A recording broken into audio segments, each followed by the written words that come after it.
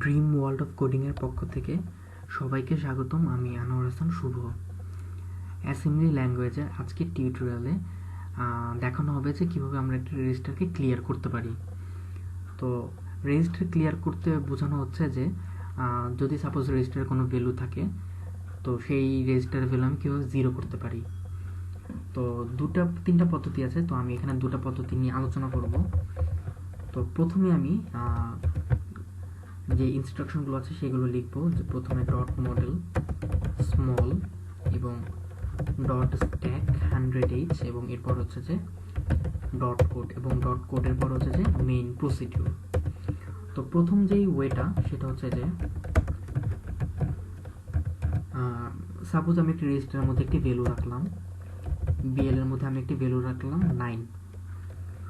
তো এখন আমি আমার হচ্ছে যে এই রেজিস্টারের মানটা আমি জিরো করব।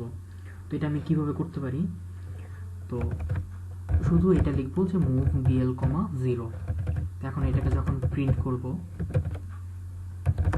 মুভ ডিএল কমা ডিএল কমা বিএল এবং ইন্টারাপ্ট 21h এবং মুভ এইচ কমা 4ch interrupt 21 main int P int main. তো এটা হচ্ছে যে রেজিস্টার ক্লিয়ার করার একটা পদ্ধতি।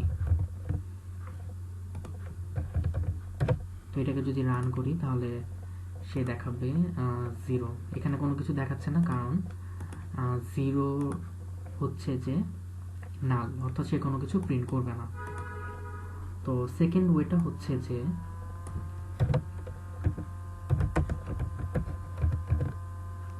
শুধু এটা লিখবো যে মুভ বিএল কমা 9 যদি লিখি, তাহলে আমরা এখানে লিখে দিব সাব বিএল কমা বিএল, অর্থাৎ বিএল এর মধ্যে যেই ভ্যালু আছে সেই ভ্যালু থেকে যদি আমি সেই ভ্যালুকেই বিয়োগ করে দিই, অর্থাৎ সাবট্র্যাক্ট করে ফেলি, তাহলে আমার সেই রেজিস্টার ভ্যালু 0 চলে আসে। অর্থাৎ সেক্ষেত্রে আমার যে রেজিস্টারটা থাকবে সেটা ক্লিয়ার হয়ে যাবে। তো এটাকে যদি আমি ইমুলেট করি তাহলে সে দেখাচ্ছে নাল, অর্থাৎ আমার এই রেজিস্টারটি ক্লিয়ার হয়ে গিয়েছে। তো এটাই ছিল যে আমরা কিভাবে রেজিস্টারগুলোকে ক্লিয়ার করতে পারি।